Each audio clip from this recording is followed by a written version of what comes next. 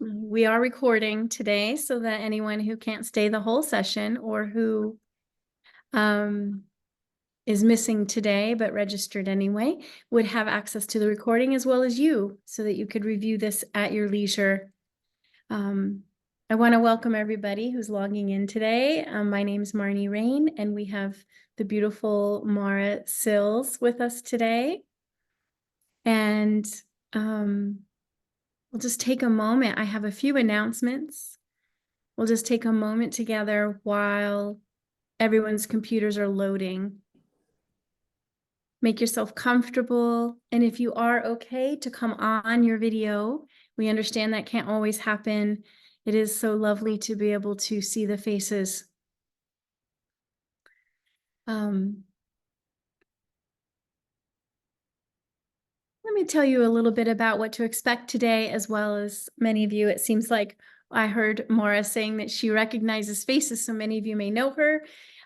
She's new to us here at Sangha Live, and so this is her first Sunday Sangha with us. So those of you who are familiar with the Sunday Sangha at Sangha Live, here is Maura Sills. Let me say a few words about her. She's the founder of the Core Process Psychotherapy and founder of the Karuna Institute, Dartmoor. She was a nun in the Theravadan Buddhist tradition with Tongpulu Sayadaw of the Burmese forest tradition. And she's an honorary fellow of the UK Council for Psychotherapists and the moderator of their members forum. And Maura has led meditation retreats for over 40 years in both the Theravadan and Tibetan Buddhist traditions. Together, we will be together today for around 90 minutes, and we usually break this down into thirds. So about a third of our time will be in guided practice, meditation. A third of the time will be listening and learning from Maura, and then there will be time, the last third, for some interaction and question and answer. So how can you participate in that piece, that question and answer? It's very helpful for us when there's multiple screens of thumbnails of you, if you raise your digital hand. And you can access that under the videos in the reactions tab. And you can click the raise digital hand, and that's all you have to do. And then we will see you in the queue and be able to call on you. If your video is on, we will be able to bring you side by side, so Maura can also see you. She's on a tablet today, so it might be harder to see you unless I can bring you side by side. And if you don't want to be on camera or can't, based on your device or bandwidth, you can also just raise your digital hand and then unmute when we call on you, so that you can relay your question or your inquiry directly. Otherwise, you can post it in the chat, and I'll monitor the chat for her so she can stay present and just be responding to you instead of having to be reading. So we'll have time for relaying what gets in the chat as we have time that allows. Let's see. One of the things that I'd like to share about something that's kind of unique, you noticed when you registered, we didn't ask for a registration fee. So our Sunday Sangha and our daily meditations are some of the offerings we have here at Sangha Live that we offer freely. And our teachers come to teach freely as well. But one of the things that happens in the Buddhist path is this practice of dana, and dana being this way to return value, out of the generous spirit. And one way that can mean a lot, it's actually pretty sustaining to us as an organization, is when someone can give in a financial way, this financial dana or a donation.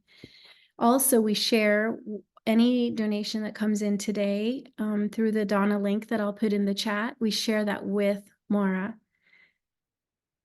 So anybody who's in that position and is able to give financially, that is really appreciative, and it does make a very big difference for us.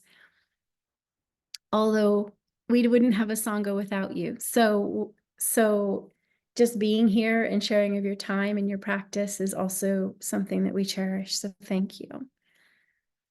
Today, our theme is I call on my inherent well-being. In the territory of inherent health, we are all equal. So to really know this with heart-minded impacts our practice at all levels. One of the more important shifts in our practice is recognizing the depth and sacredness of our shared humanity and goodness and nobility. And that's our theme. And I want to turn this over to you now, Maura. Thank you so much for being with us and being our teacher today.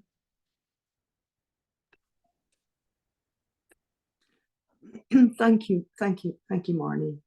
And yes, it's the first time I'm teaching with Sangha Live, so it'll be possibly a little bumpy in places. Let's hope not too bumpy.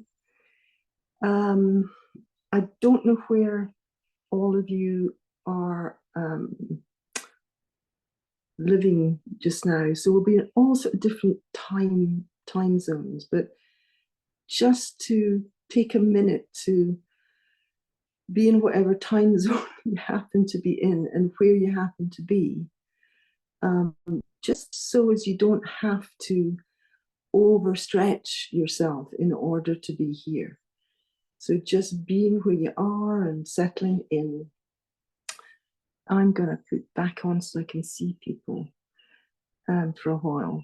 That's better for me to see people.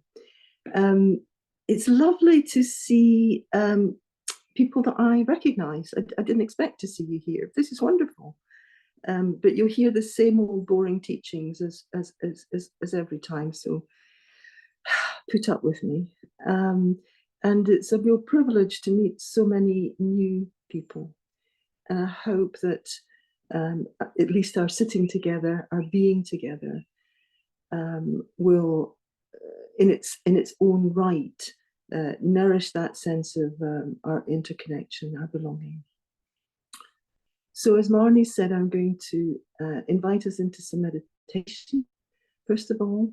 Then I'm going to offer a few ideas in the talk, and then open to see if people want to share or questions and answers. Sometimes the questions will just hang without the answers, but it's good to participate in this contemplation together. It's like collective wisdom, when we're all together, moves each of us along a little bit when people speak out as well. So whatever happens. So let's just get comfortable, whether you're sitting on a cushion or a chair. And I'm going to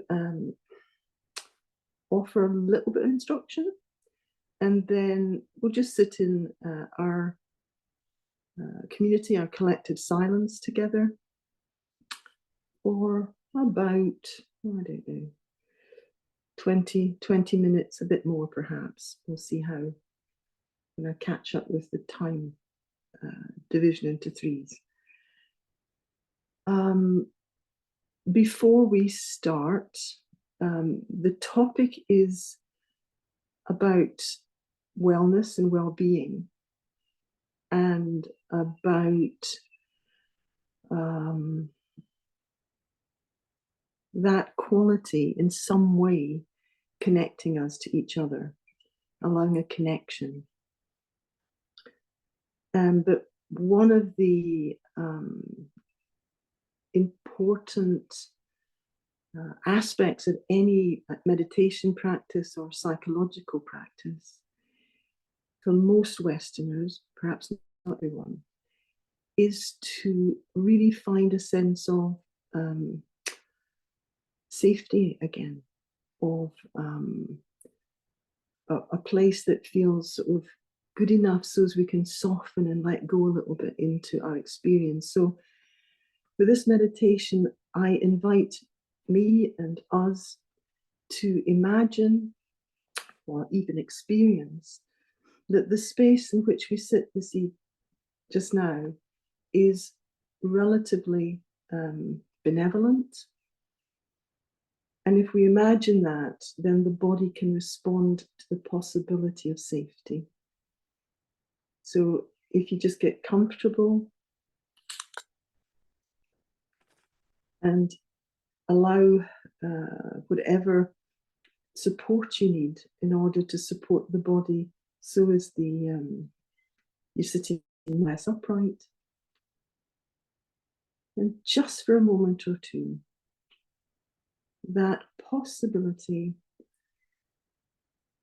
that the space in which we sit means us no harm, but even more than that, offers us a quality of kind regard, of benevolence.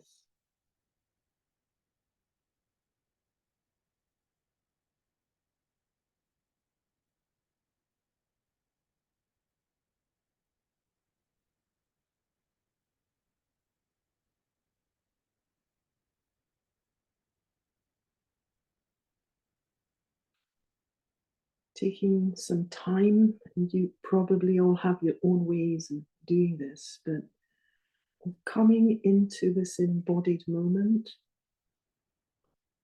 through, and I'll just suggest a few things, coming into contact with the lower body and the ground, the chair, the cushion.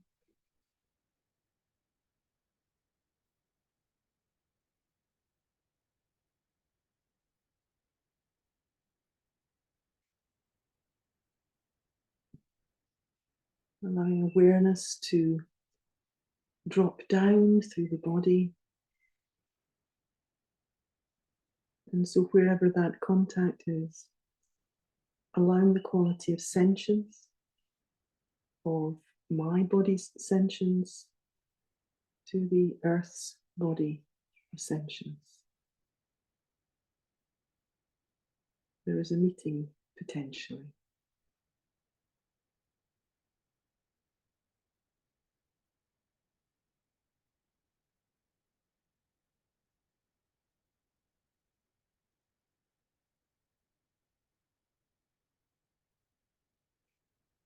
Aware of a quality or a potency that rises upwards from the earth through the midline of the body,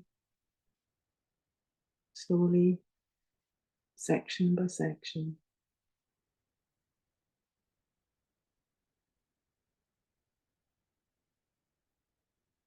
Pelvis, belly, lower thorax, upper, up through the neck, the skull, flowing into the space above and beyond.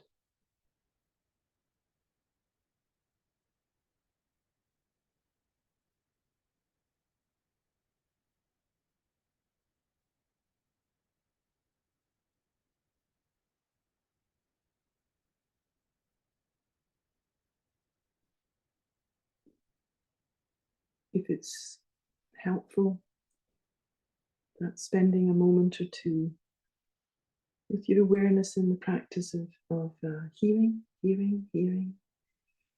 with the ears, but with the whole of that occipital ring, the base of the skull.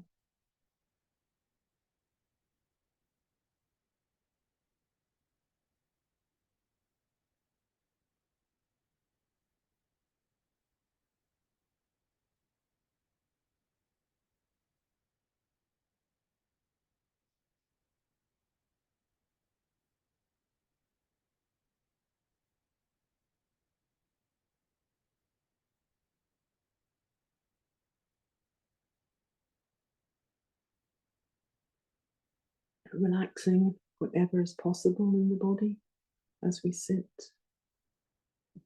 softening our trying, our efforting, shifting from quality of doing, the qualities of being, of receptivity, of availability, and just allowing things to come and go.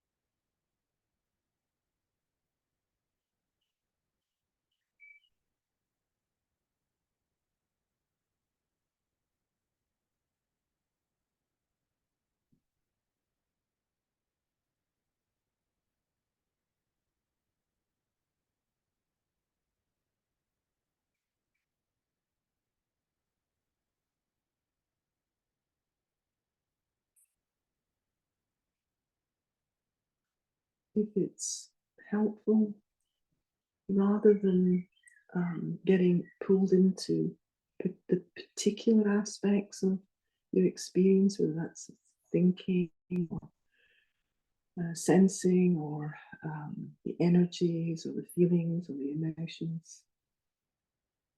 If it's possible to allow a sort of a field of experience, embodied experience. So it's the all aboutness of as I sit here and as you sit here, the quality, the suchness, the tathata, the thusness of our experience as we sit, if that's helpful. And I'm going to be quiet and just sit together.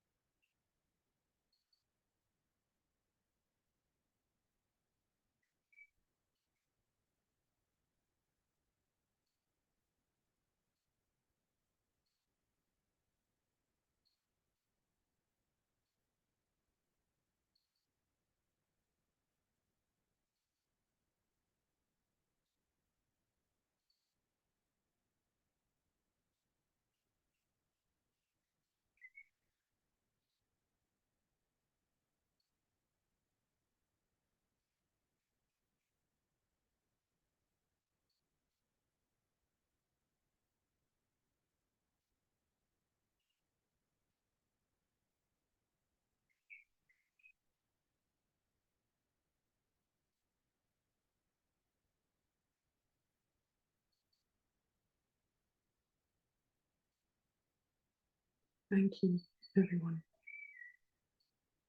So making that shift in your own time, taking care that you don't jump as you come, you're aware of your surroundings again.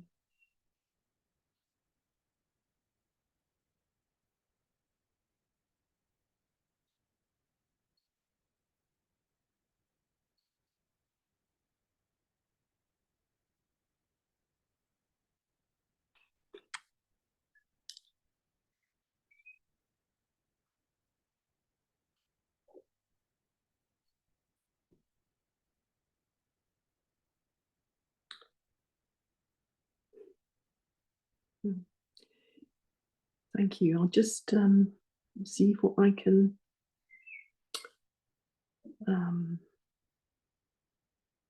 what's still alive for me as I introduce this topic. And first of all, just to thank the organisation for inviting me. That's very generous.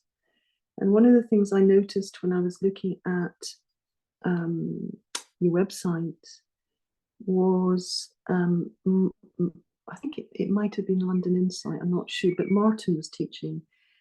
And he talks about, I think, Dharma in relationship or relational Dharma. And that just heartened me because I think gone are the days where we can do it by ourselves, or should we do it by ourselves? And so just acknowledging how important it is to join together in this, to be a Sangha, to be a group. And so when I was asked for a title, of course it was some months ago, and it came from a place, kind of a partial realization. I was struggling to know how best to respond to a particular relational situation. And it was actually between two other people, but I was involved in some sort of way. And I couldn't find a way to hold the situation with a sense of trust, or sense of trust that it will be well, it will be all right. We just have to do the best we can and be with the conditions. It will be fine. And I found myself calling on generosity. It's not what we're calling on today, but I found myself calling on one of the paramitas, in the Mahayana and Vajrayana traditions. As some of you know, the paramitas are the perfections of wisdom, and generosity is one of them. In the Theravada tradition, there are 10, and sometimes they're referred to as skillful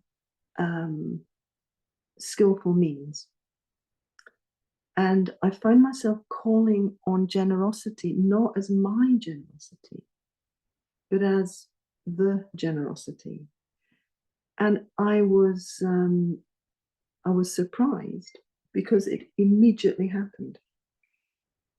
I immediately felt that I had the capacity and the support and a big enough sense of, or a big enough quality of me to be able to hold the situation with trust, with generosity, with some kindness, in a way that was unexpected. And so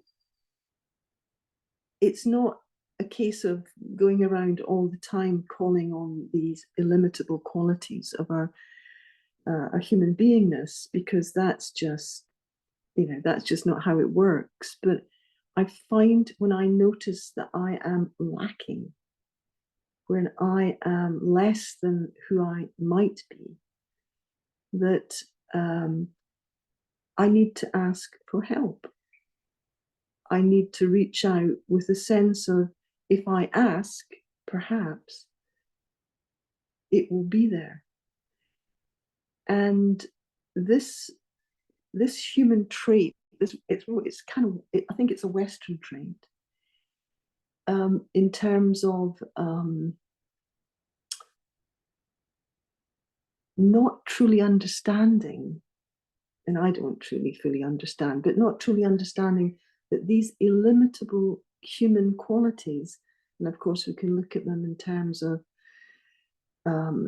the Brahma Viharas, so we can look at them in terms of metta, karuna, mudita, upekkha, so loving kindness, compassion, joy, empathetic joy, and equanimity.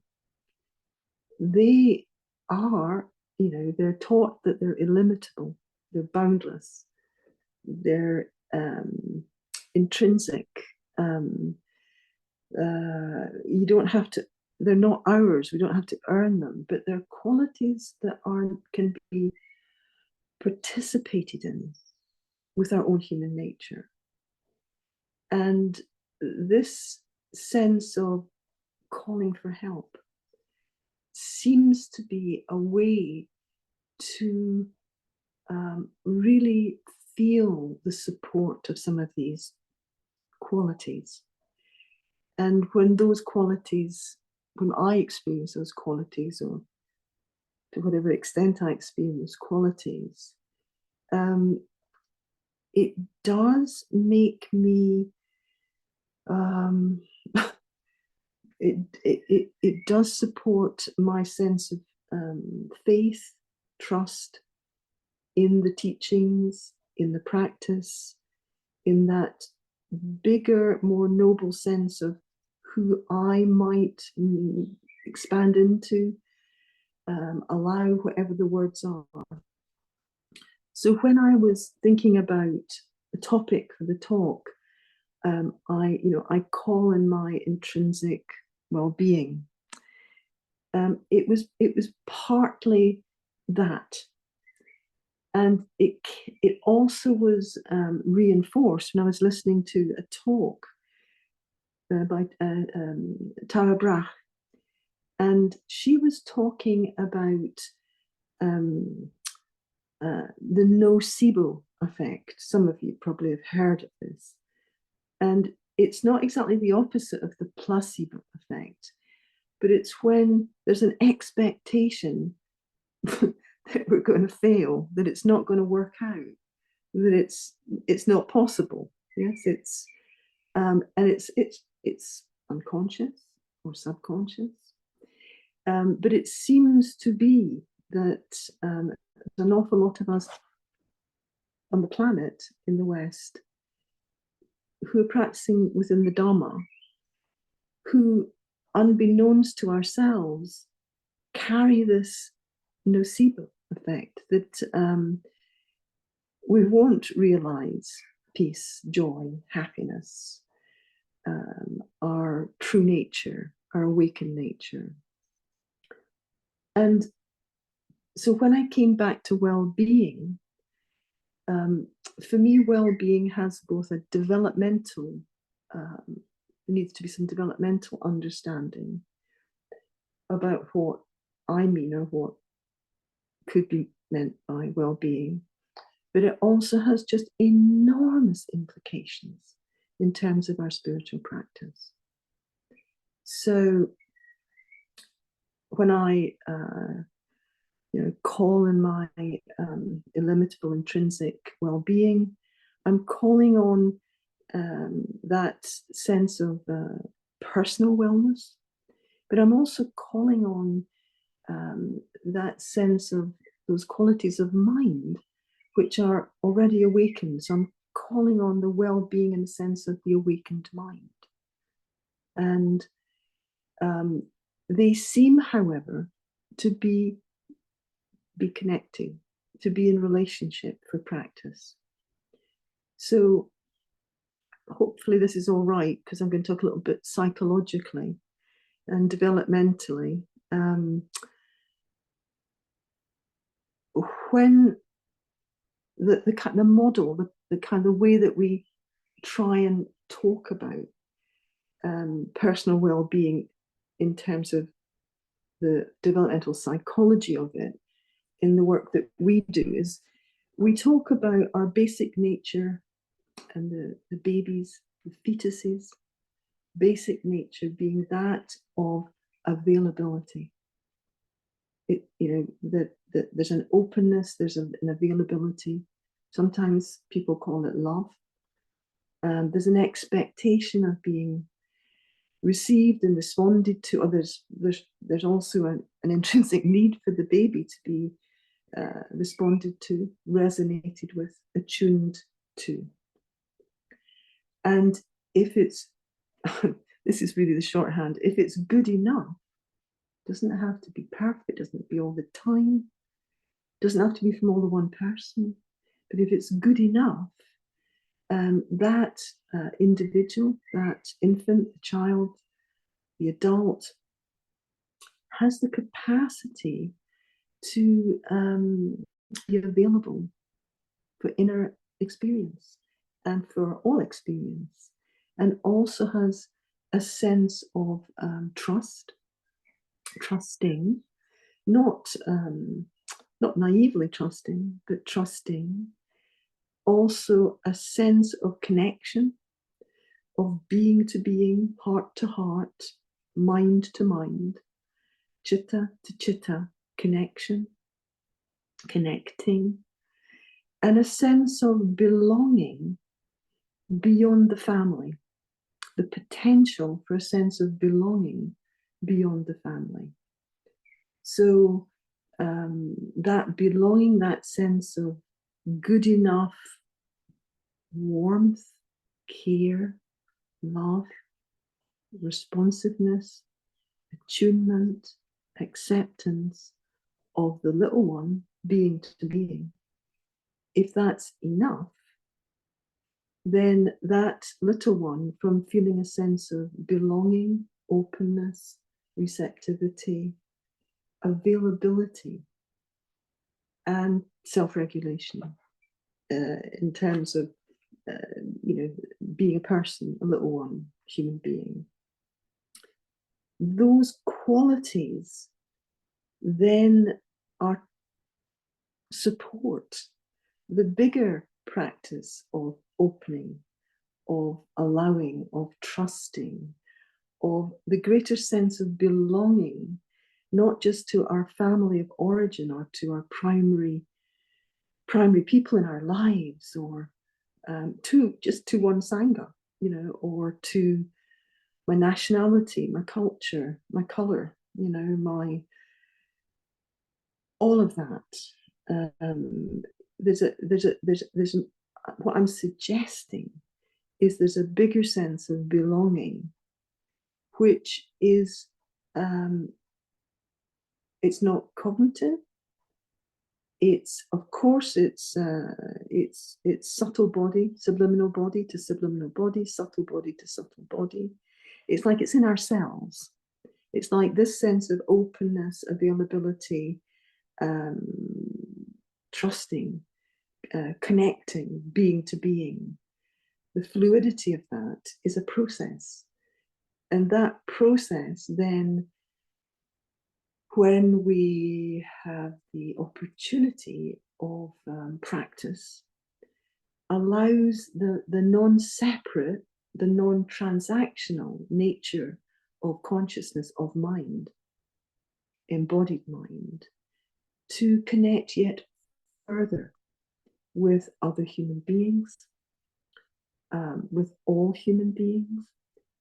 Some of us have an affinity with the animal realm. I was speaking with Marnie earlier, and we've got a bit of an affinity to the natural realm, in particular trees in particular. It really, that sense of belonging gives us a sense of place, And with that sense of place, a sense of the possibility of participation, of being bigger, our bigger self. And Stephen Batchelor, who I know has talked on Sunday nights before. Stephen, when he used to, well, probably still does teach of the noble truths, the Four Noble Truths in Buddhism. He talks about the ennobling truths, and this quality, this bigger quality of the awakened, radiant mind belonging, ennobles us. We rest more in the participation of goodness, connection, tenderness. We start to get a sense of awareness has a quality of tenderness, of gentleness, of kindness, of warmth. Awareness has these qualities. Or I suggest that awareness has these qualities. That there's the possibility of, in that sense of a different kind of belonging, there's a possibility of a responsiveness in ourselves towards ourselves, but also towards other people. Just having qualities of more nobility. And when we know and trust and believe and experience that when we are treated in this way, there's huge benefit. When people respond to me in this way, without the judgments, but being to being, chitta to chitta, heart to heart, I am the better for it. I know that to be true. So why wouldn't it be true for me when I behave towards others in a similar way, with genuine attunement, attention, a recognition of their own quality of being, and I use these words as if I understand them. And over the years, my understanding of these words has shifted and changed and deepened. And it just feels like an invitation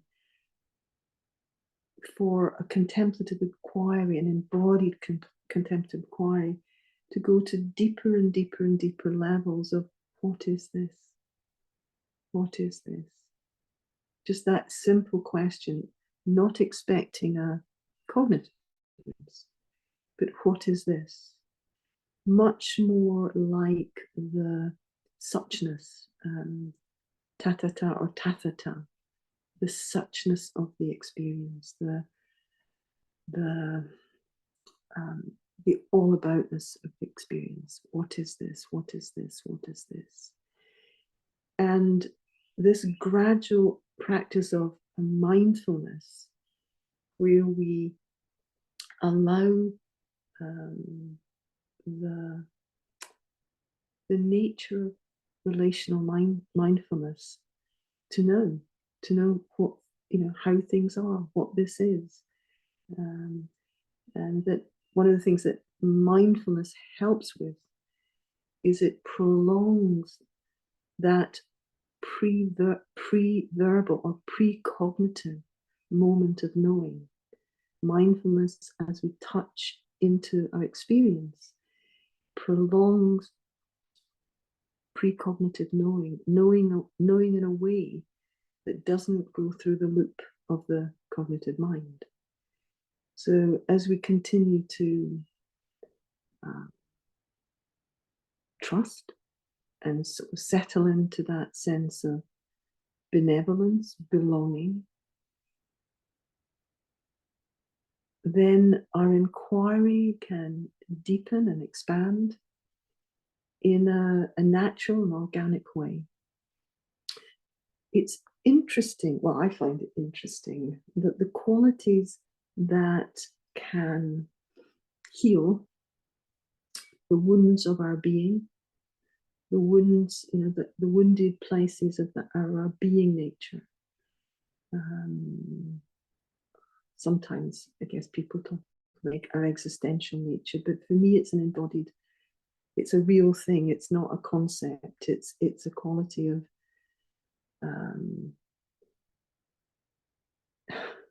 There's a term for it called ontic obscuration, the obscuration of our being, and that's. Those are words to describe feelings of deep, deep annihilation, of loss, of separation, of abandonment, of vulnerability. If it's extreme, that could be the way our lives are shaped, as we move through into adulthood and beyond. So the qualities that heal the broken heart, the wounded being, the wounds of our being, are very similar to the paramitas, and also to the factors of enlightenment. But I won't go into those today. But the qualities that we might consider spiritual relational qualities in the paramitas and parami are the same qualities that heal the developmental wounds. And I don't know about you, but quite often on retreat, when maybe metta practice or paramitas, or it can feel as if we're practicing for our own benefit. Yeah, for our own benefit. And sometimes it can feel a bit like a formula for ethical life and behavior, as opposed to a kind of awakening up of these qualities in us that are already present. They may be a bit lost, we might be a bit far away from them. We might have this nocebo. We don't think that those were good enough, or they're for us, or we're ready for them, or whatever. But those qualities of warmth, compassion, acceptance, attunement, respect, acknowledgement, seeing, are very similar to the spiritual path of the perfections of wisdom in the paramita. And so generosity, patience, kindness, mindfulness, wisdom, morality, ethics, stamina, endurance. And I don't know how many of your parents in the tonight, but those qualities, if parents could just be supported, because parenting of very new babies is, as some of you know, takes us to our limits. It feels sometimes like survival without the sleep and all the rest of it. And if parents could be supported, and for themselves, but also for the way that they parent, to trust these qualities in parenting, what a different society we might have. That these qualities will protect, nourish,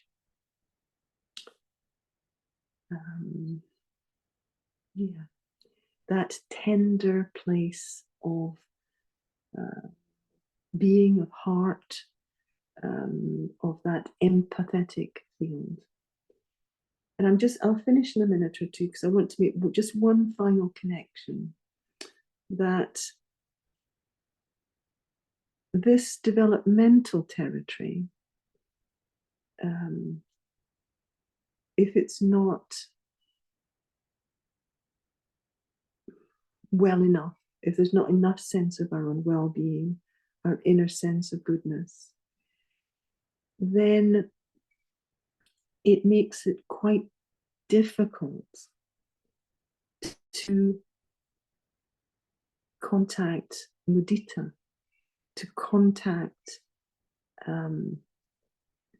empathetic joy in another's well-being, or joy in our own well-being.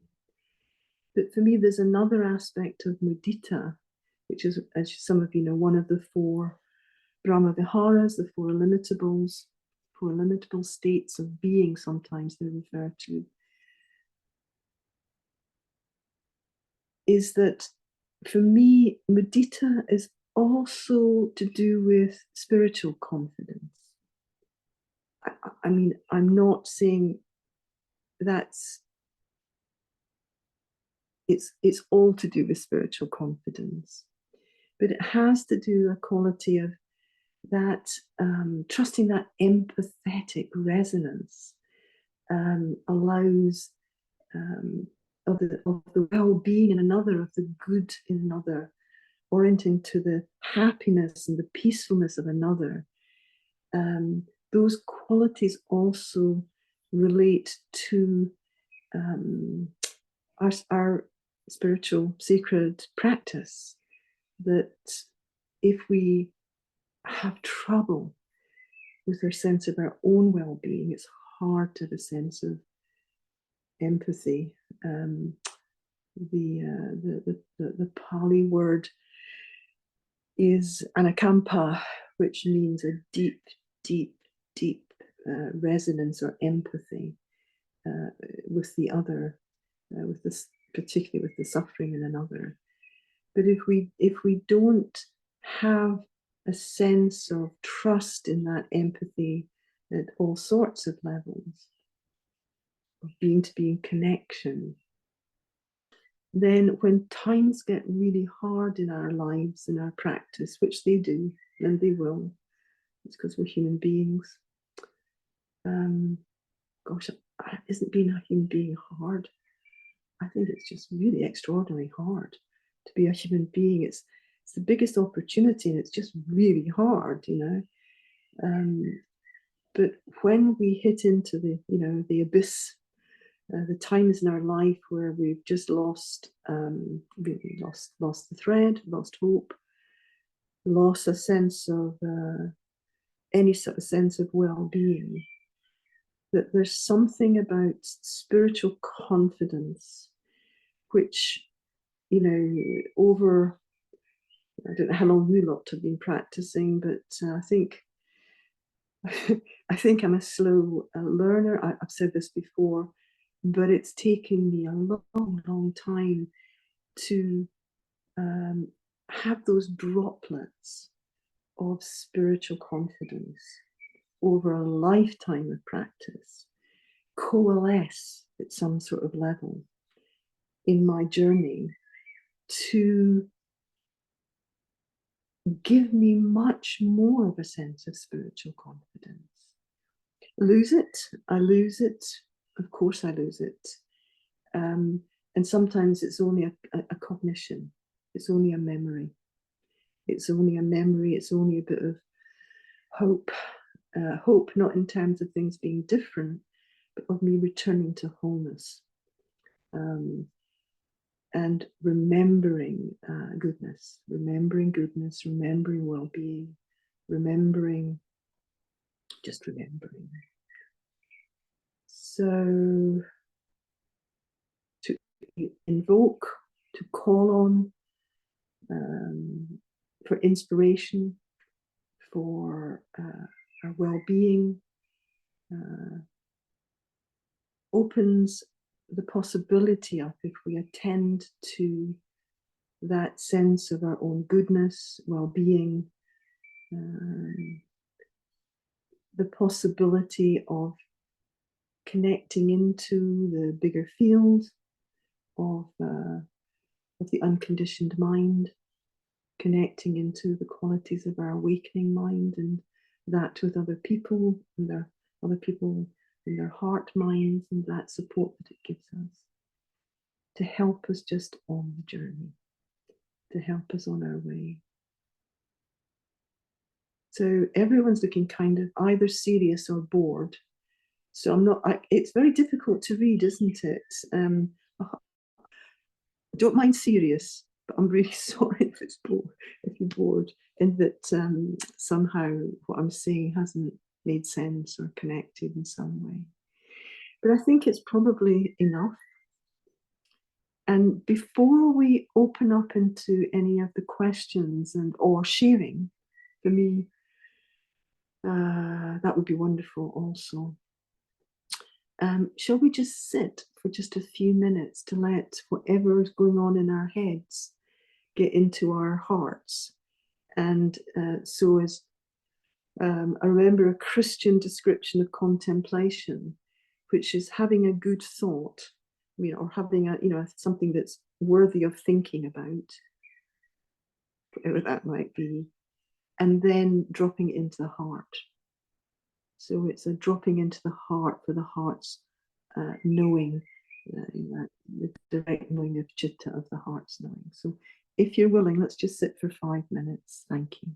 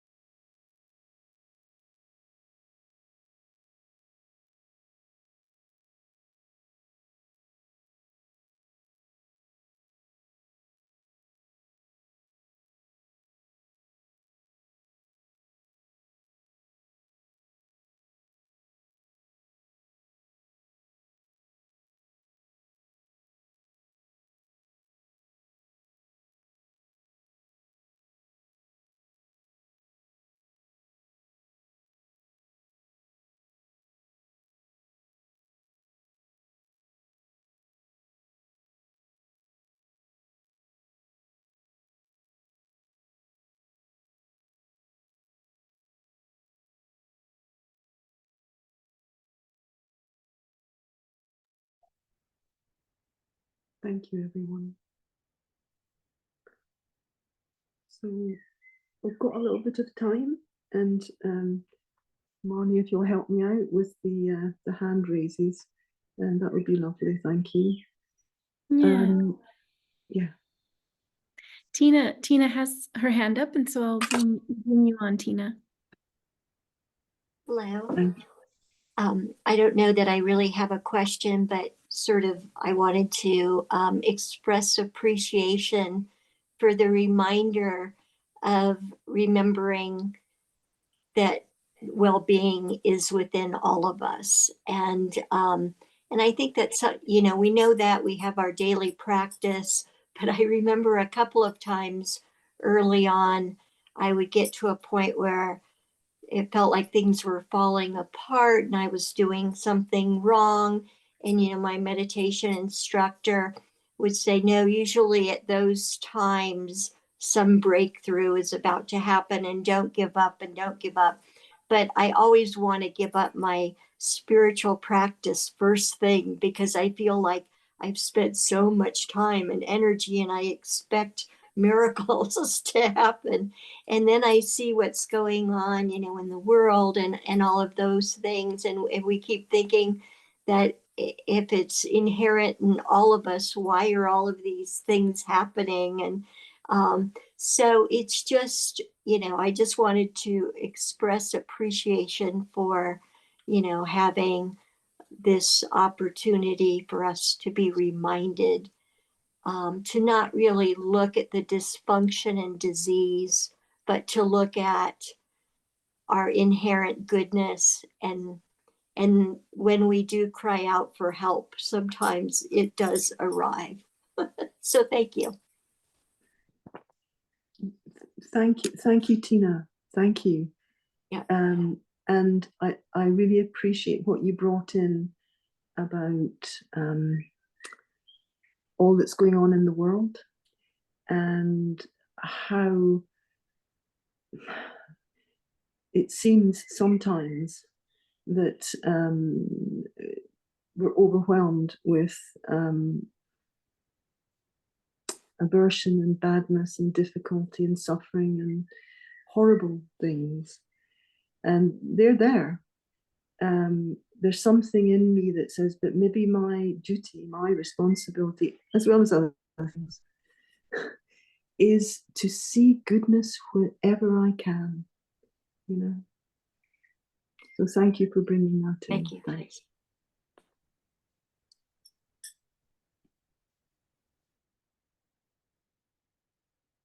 Emma, I'm going to bring Emma forward. Hi, Maura. Hi.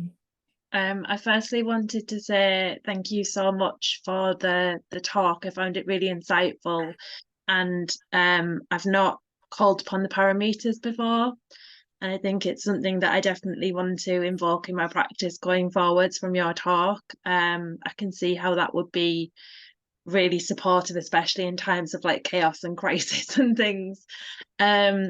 But I wondered if there's something that you could clarify for me, as somebody who didn't receive the right level of like duty of care when I was younger, and had very emotionally immature and was emotionally abandoned as a child. I actually developed hyper empathy, because I was able to like pick up on cues of when things weren't quite right. And as an adult, I still have that felt sense. It's not a thought. I can sort of feel the energy in the room when things shift.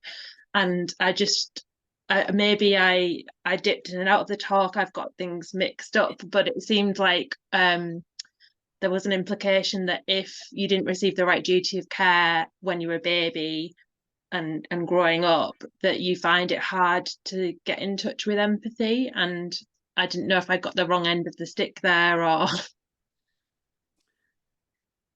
Thank you. I'm sorry that you didn't have good enough protection and care as a child.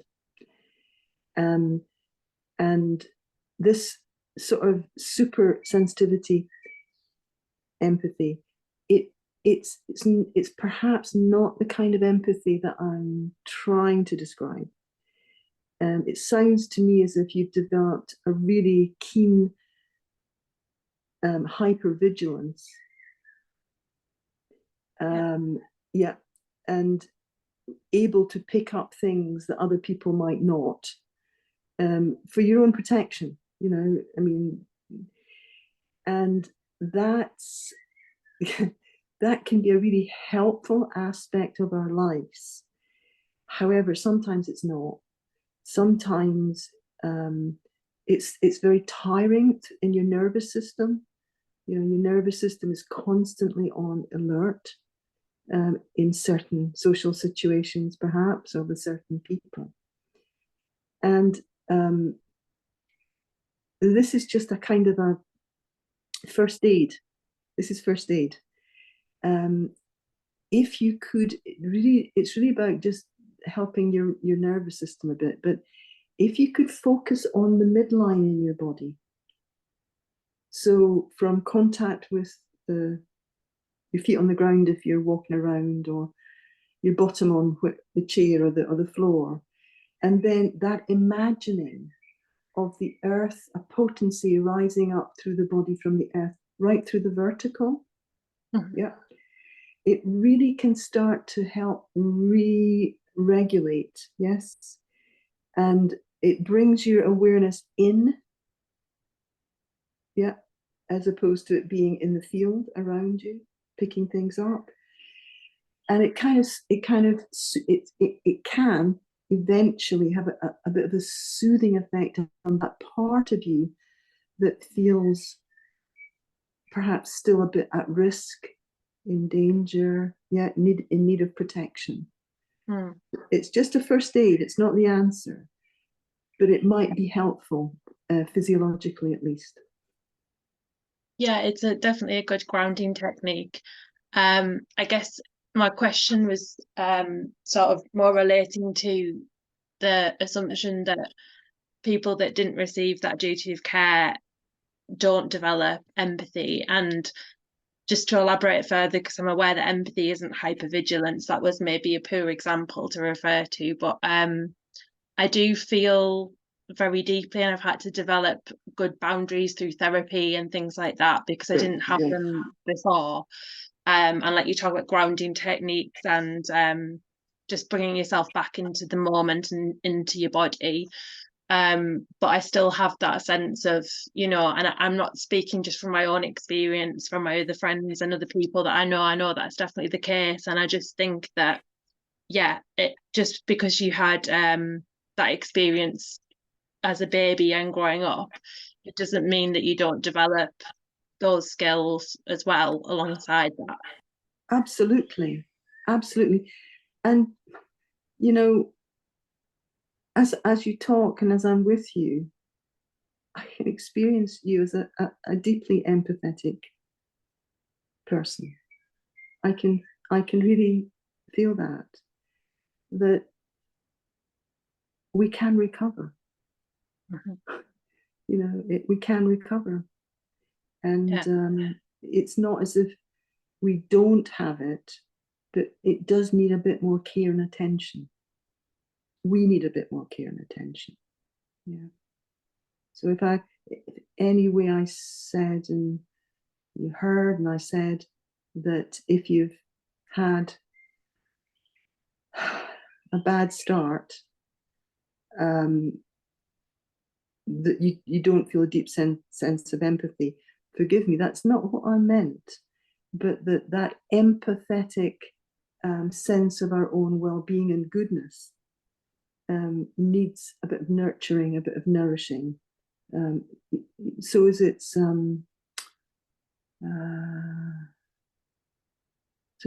soft and you can rest in it, it's reliable. Yeah. So thank you for bringing that up. That makes sense, and I totally just want to take accountability that I may have misinterpreted something you've said through my lenses that I've got in my conditioning I've got going on. So, but thank you for clarifying that, Maura, and again, thank you deeply for the talk as well, because it's given me a new direction to go forward in after today. So, thank you. Well, it's lovely meeting you. Lovely meeting you. Thank you. And I'm going to bring Dawn in now. So Dawn, feel free to unmute. Hello, I'm Dawn, and I'm from Honolulu, Hawaii.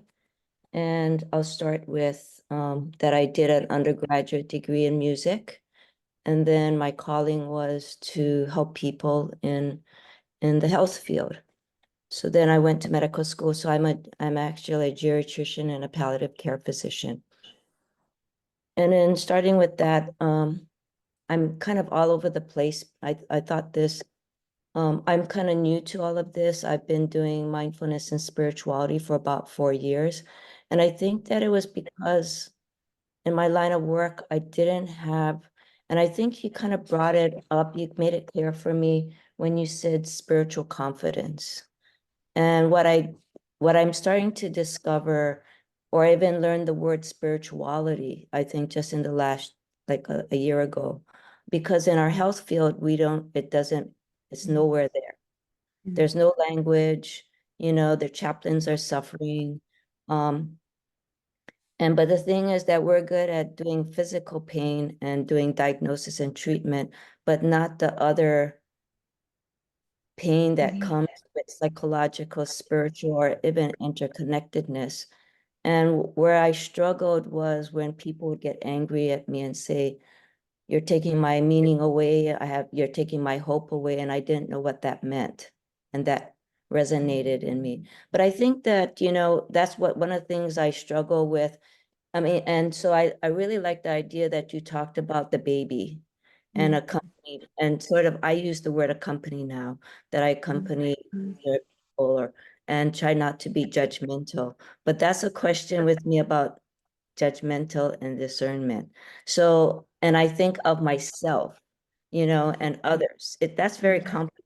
I find that I'm struggling with that. So maybe, but I think that because I deal with the elderly, and the elderly has gotten older and older to 90s and 100s, and so there's a big population of dementia. And dementia eventually becomes like babies, but it's actually even a lot more suffering, because it's going from the known to the unknown all the time. And that's why, I need to come to talks like this to build I think my spiritual confidence. I didn't really know that, the spiritual language, the spiritual tools, so that I can help others, but also help myself in becoming better at it. So I thank you about that. I don't know if you have any comment about the health field, but I think that I struggle with even connecting, even the world where you said connectedness. There's no connectedness. I mean, it's a very small group, but then when I realized that, it's a blessing too at the same time. But it's like a language.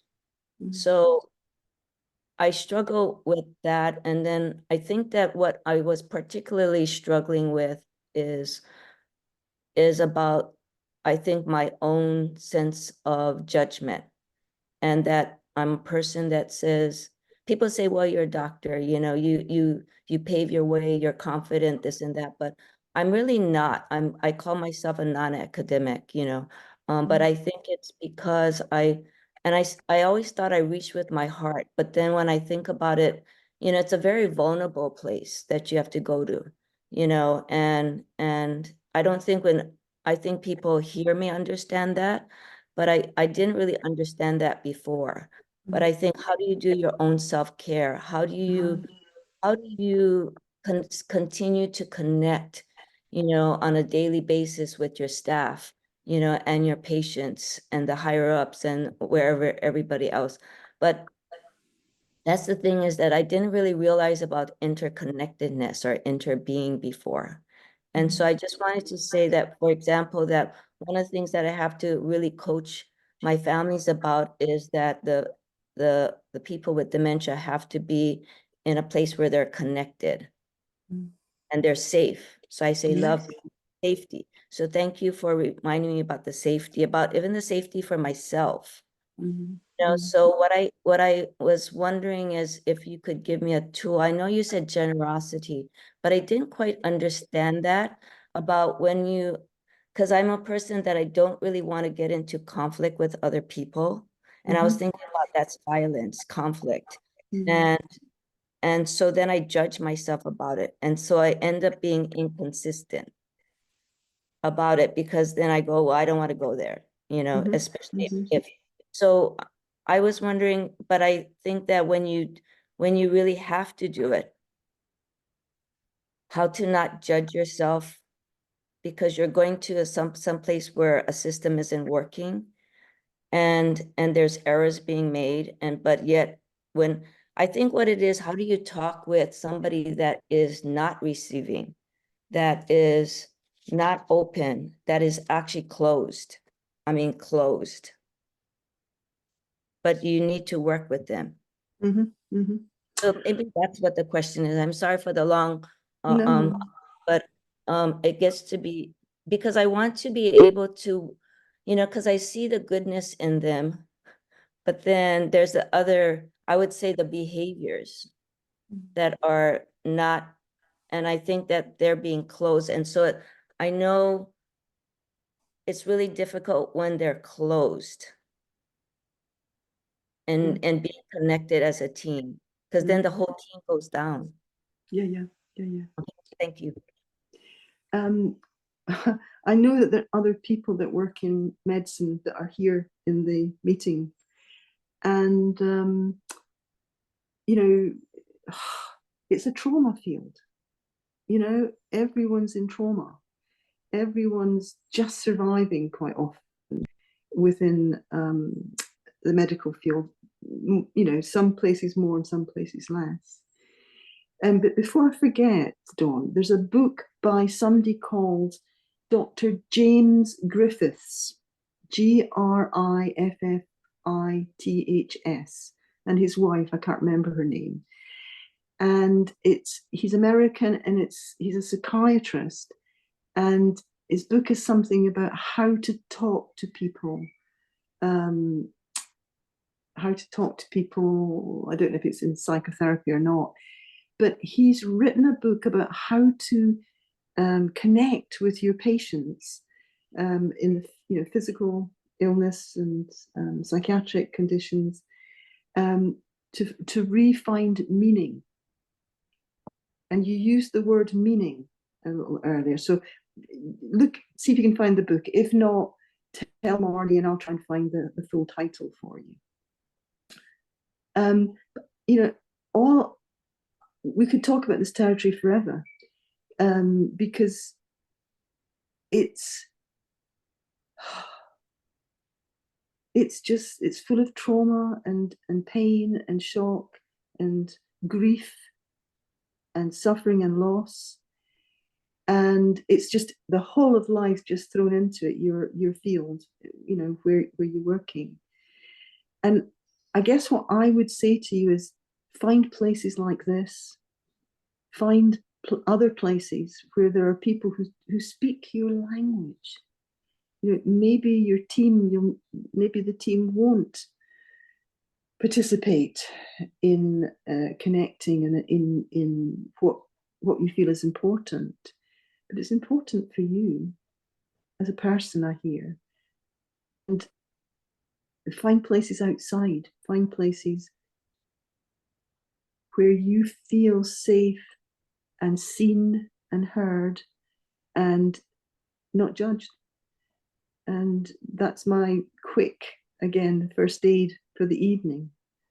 And I want to thank you for the work you're doing. You may judge yourself harshly for not doing it well enough, or wanting to do it better with the team and all the rest of it. But I want to thank you, because that patient group deserves the best, and if you're in your wish to be better, that's almost as good as getting it all sorted out, that you wish to meet these people, you wish to do better. And I believe that that's going to be communicated at some level. So I want to thank you. How about the part where you're working with somebody that is closed? So you talked about activity. Yeah, this is colleagues, yes? Yeah. Well, first of all, you've just got to let them be how they are. Yeah, I mean, there's you can't force someone to be open and to shift, but maybe there'll be tiny little opportunities to sort of using the right language that doesn't feel like criticism, to say, sometimes I wonder if you're okay, how you're doing, you know, there's sort of little around the coffee or whatever, you know. Sometimes I'm concerned that, it's, whatever, is there any way that I can maybe, is there any help that you need? Could I help? Can I support you? It's just like tiny little opportunities might make a difference. I don't have the answer. I don't know who these people are. So I wish you well. Thank you. Thanks, Dawn. Thank you. James, I'll bring you forward if you would like to unmute. Hi, everybody. Thank you for that wonderful talk and the meditation. And those last couple of shares made me feel compelled to share. You touched on something that we don't talk about a lot. I'll make my situation, I'll try and make it brief. But about 2 years ago, my niece had a massive stroke. She's a single mother of 6. At the age of 62, my wife and I, we've been married 2 years now, decided to take 4 children in. I have a 5-year-old, twin 6-year-olds, and a 9-year-old, along with a 23-year-old. So I made this decision at the height of my spiritual confidence. I was coming out of I've been sober 6 years. Between that and my meditation practice, and I have a great Buddhist teacher, I really felt like this was the right thing to do. And it still feels like the right thing to do. But you touched on in the midst of this, my wife got breast cancer. And you touched on something people don't talk about, and that there are fluctuations in my spiritual confidence. I felt 100% on when I made this decision, and I wouldn't change it. But this happens to be a weekend where I'm scared to death and don't know if I can see it through. The only advice I can give myself is to stay the path, because it does work and has worked in the past. But I'm going through a deep dip at the moment where it's just hard to hold this all together. Yeah. And Yeah. I think there's a question in there. I just wanted to share so other people know that we all go through it, Yeah. Look, James, thank you. Are you getting to meetings? I do. I have a teacher I meet with once a week, and 2 sanghas who it's all Zoom, but we're very close with each other and share throughout the day. Are you still doing the program or the steps? Not. You mean AA? Mm-hmm. Not as much. The meditation and the Buddhist teachings have taken over, but more for lack of not being able to leave the house because I have so much responsibility. I do understand. Sometimes we're just surviving. The goodness of your heart you took in your niece's children, and that's no easy thing. I've known other adults in similar situations who've taken in children, and from the right place in themselves, and it's you can't know how much it's going to take of you, and going to challenge your stamina at all levels. And it's not surprising that it also challenges our spiritual confidence and stamina. And I know that it's hard to take time for yourself, but even 5-10 minutes, if you can, just prioritize just sitting for 5, even if it's in the toilet. It's like just you need to take care of yourself. And I wish you well with it, and I wish the children well. Thank you. Thank you for sharing.